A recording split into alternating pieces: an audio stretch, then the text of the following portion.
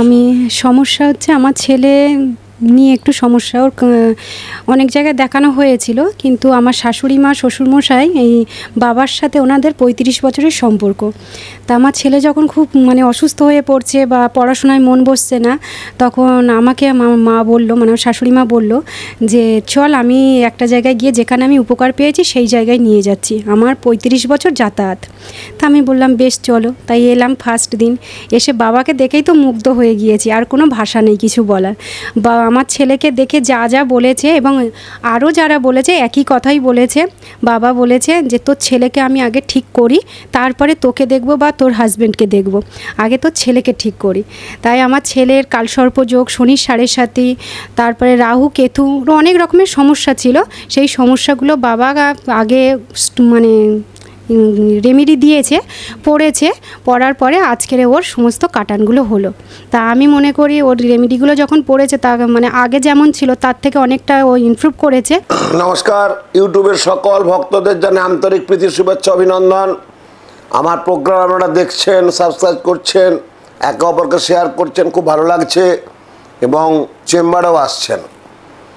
চেম্বারে আসার একটা তথ্য বলি, বারবার আমি বলে থাকি, আমি এত বছর মিডিয়া জগতে আছি, 35 বছর ধরে আমার এই জ্যোতিষ সাধনা, জ্যোতিষ তত্ত্ব, জ্যোতিষ ব্যাখ্যা, মাতৃ আরাধনা, মাতৃ সাধনা, তারাপীঠ বলুন, কামাখ্যা বলুন, আমার বাড়িতে যে দেবী মা রয়েছেন, আদ্যাশক্তি মহামায়া, মা কালী এবং ভগবান শ্রীকৃষ্ণের আবির্ভাব, আমি মনে করি এটা আমার মহাতীর্থধাম। আমার বাড়িটা বাড়ি বলবো না, আপনাদের সকলের মনমন্দিরে যে দেবী আধিষ্ঠান করেছেন তারই অংশবিশেষ এই মন্দির। এই মন্দির একজন রানীমা থেকে উদ্ভাসিত হয়েছেন, তেনার স্বপ্নদিষ্ট মন্দির। আমি আমার মন্দির বলি না, মন্দির আপনাদের সকলের। এই মন্দিরে যারা একবার আসে প্রাণ পায়। এই মন্দিরে যারা একবার আসে তাদের একটা অন্য চেতনা তৈরি হয়ে যায়, আমি জানি সেটা। এবং আমি এটা বলতে চাই না, কিন্তু কথা প্রাসঙ্গিকভাবে বেরিয়ে গেল।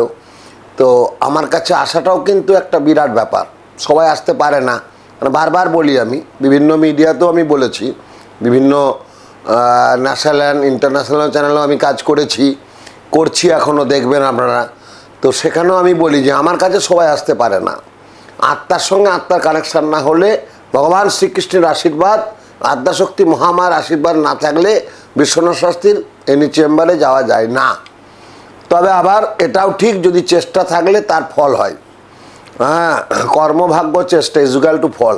তো ভাগ্য চেষ্টা করলেই তো আপনি ফলের রেজাল্ট পাবেন, এটা তো বাস্তব। কিন্তু তা ক্ষেত্রেও অনেকে ফল পাননি।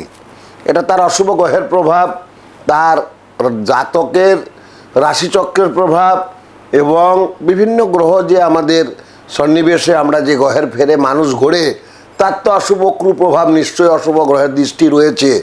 শনির দৃষ্টি থাকলে খুব খারাপ হয় আমরা জানি, বা শনি কোন কোন গ্রহে খারাপ থাকলে, অশুভ থাকলে আমরা খারাপ হয়, খারাপ ফল দেয় শনি মহারাজ, সেটাও জানি। বা অনেকে জানেন না, আবার এই শনি মহারাজই মারাত্মক একটা ভালো ফল দেয়, মারাত্মক ভালো ফল, যে আপনি আশাতীত কল্পনাতীত। লটারির টিকিট পর্যন্ত পেয়ে যান। সবাই তো লটারির টিকিট কাটে, সবার কি আর ভাগ্যে জুটেই না? বছরের পর বছর টিকিট কেটেই যাচ্ছেন, পাশ দিয়ে সংখ্যা বেরিয়ে যাচ্ছে। সংখ্যা তত্ত্বের একটা বিচার আছে, যেটাকে আমরা বলি নিউমারোলজি। তো যাই হোক, আমি অনেক কথা থাকে, বাড়াবো না। আসার ব্যাপারটা সামনাসামনি এলে আমার মনে হয় সেটা একদম সুন্দরভাবে আমি ব্যাখ্যা দিয়ে বুঝিয়ে দিই যে তোমার পাস্টে ঘটেছে, প্রেজেন্ট চলছে, আগামী দিন এটা ঘটবে। তাহলে আপনারা কী হবে, সচেতন হবেন, সাবধানতা অবলম্বন করবেন। রেমেডি সাপোর্ট একটা বলে কথা আছে, সেই রেমেডি সাপোর্টটাও যদি নেন তাহলে আমরা অনেক অনেক কাজ করি। কারণ 35 বছরের অভিজ্ঞতায় দেখছি তো, লক্ষ লক্ষ মানুষের আমি কাজ করেছি। তো এই সামনে যে একটা বিরাট যোগ আছে, রাখি পূর্ণিমা, আর আমরা কি করি, ভাইয়ের কপালে দিলাম ফোঁটা, জমের দুয়ালে পড়লো কাটা, ফোঁটা যেন নড়ে না, ভাই যেন মরে না। এই যে আমরা আশীর্বাদ দিই ভাইকে, ভাই বোনের একটা মেলবন্ধন, রাখিও কিন্তু একটা মেলবন্ধন, অন্তর আত্মার সাথে সুন্দর একটা ভাই বোনের সৌহার্দ্যপূর্ণ সম্পর্ক, সম্মিলিত প্রয়াস। অনেক বোন আছে ভাইয়ের সঙ্গে ভালো সম্পর্ক নয়, সেটা কিন্তু রাশিচক্রে এই আত্মীয় স্বজন যোগের একটা ঘর আছে। সেই ঘর ধরে আমরা বিচার করে দিই যে তোমার ভাইয়ের সঙ্গে এক ভাই এক বোন, কোনো মেলবন্ধন নেই। রাশি তো দূরের কথা, ভাই পড়া তো দূরের কথা, রাখিও পড়াতে পারে না। এটাও আমাদের সমাজে আছে অনেক অনেক ফ্যামিলি আছে আমি দেখেছি। তো 90 বছর পর রাখি পূর্ণিমার বিরল 6 কাকতলীয় যোগ। এই ভাদ্যের অশুভ ছায়ার ভুলেও এই কাজ নয়, ভাইয়ের জীবন সংকটে পরিণত ভয়ঙ্কর হবে যদি আপনারা কয়েকটা জিনিস যদি না মানেন। এবার রাখি পূর্ণিমার দিন ভাদ্যকালের বিশাল একটা প্রকোপ পড়বে। ভাদ্যকাল সকাল 7:30 থেকে দুপুর 1:30 পর্যন্ত, ওই সময়ের মধ্যে কিন্তু রাখি বন্ধন চলবে না। ভালো করে মনে রাখুন, ভাদ্রকালের একটা প্রভাব থাকবে সকাল 7টা থেকে দুপুর 1টা মানে 1:30 পর্যন্ত থাকবে এই ভাদ্রকালের প্রভাব। এই সময় রাখি বাঁধা নিষিদ্ধ, বাঁধবেন না। আমি সময় বলে দেব, আমি তিথি বলে দেবো, আমি সময় বলে দেবো, সেই সময় অনুযায়ী রাখি। আপনি রাখি কির জন্য বাঁধছেন? যে ভাইয়ের দীর্ঘায়ু কামনা, ভাই বোনের সুন্দর মিলন, ভাই বোনের সম্পর্ক সারা জীবন অটুট বন্ধনে থাকবো আমরা জড়িত, ভাইয়ের মঙ্গল কামনার জন্য। তো ভাদ্র সময়ে কেউ রাখি বাঁধলে তার কিন্তু পরিণতি অশুভ হতে পারে। তাহলে আপনি কখন বাঁধবেন সেটাও বলে দিচ্ছি, শুনতে থাকুন এবং দরকার হলে নোট করে নেন। এই বছর রাখি পূর্ণিমার দিন 6টি শুভ কাকতলীয় ঘটনা ঘটেছে। ভীষণ ভালো, ভীষণ ভালো। 6টি শুভ কাকতলীয় ঘটনা ঘটছে। সেই দিন অশুভ ছায়া রয়েছে রাখির দিন, অতএব ওই টাইমটা মনে রাখবেন।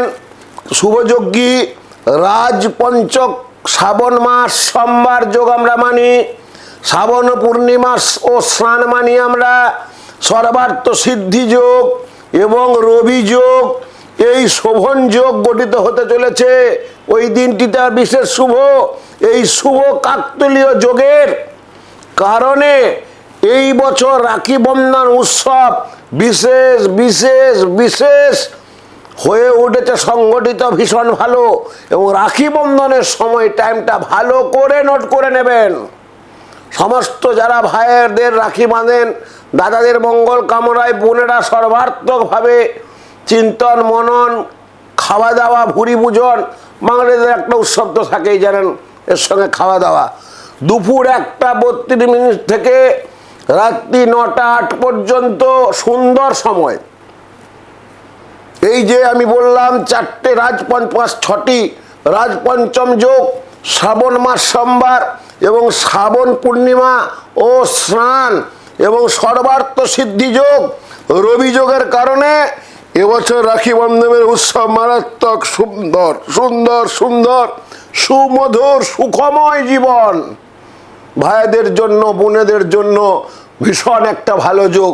এটা 90 বছরের বিরাট তিথি নক্ষত্র। প্রথমে আমি নেগেটিভটা বলে দিলাম যে কেন নেগেটিভটা, ভাদ্যের অশুভ ছায়া, সেই সময় তিথি নক্ষত্র বলে দিলাম যে 7টা থেকে 1:30 পর্যন্ত ভাইয়ের কোনো হাতে রাখি বাঁধবে না, তাতে ভাইয়ের কোনো অশুভ পরিণত হতে পারে। তাহলে আবার শুভ যোগটাও আমি বলে দিচ্ছি, দুপুর 1:32 থেকে একদম 9টা 8 পর্যন্ত 6টি যোগ, ভীষণ ভালো যোগ। এই যোগ দিয়ে সুন্দরভাবে কাজে লাগান, ভাইয়েরা সুন্দরভাবে থাকুক, বোনেরা আনন্দ করুক। আনন্দই হচ্ছে পরম ব্রহ্ম, আনন্দই হচ্ছে পরম জীবনম, আনন্দই হচ্ছে পরম সব কিছু পাওয়া।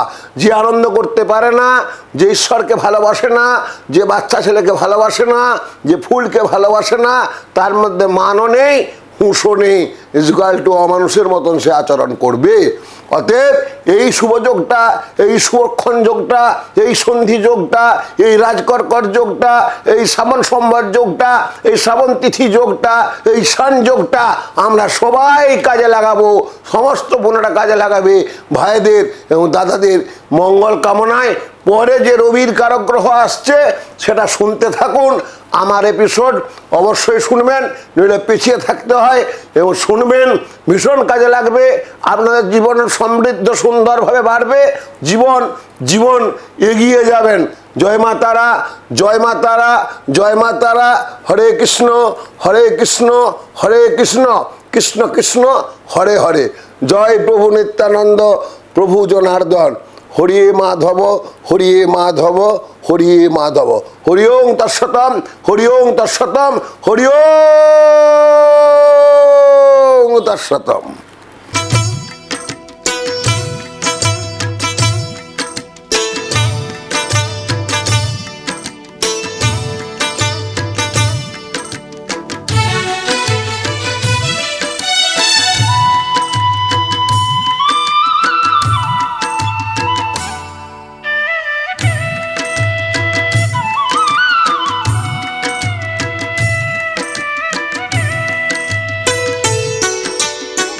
গুরুবরকে জানাই গো প্রণাম, তস্মৈ শ্রী গুরুবে নমঃ। গুরুবরকে জানাই গো প্রণাম, তস্মৈ শ্রী গুরুবে নমঃ। হবে স্বপ্ন সাকার, মিটে যাবে অন্ধকার, হবে স্বপ্ন সাকার, মিটে যাবে অন্ধকার। শ্রী শ্রী বিশ্বনাথ শাস্ত্রী জেনার নাম, শ্রী শ্রী বিশ্বনাথ শাস্ত্রী জেনার নাম, তস্মৈ শ্রী গুরুবে নমঃ। গুরুবরকে জানাই গো প্রণাম, তস্মৈ শ্রী গুরুবে নমঃ। গুরুবরকে জানাই গো প্রণাম, তস্মৈ শ্রী গুরুবে নমঃ।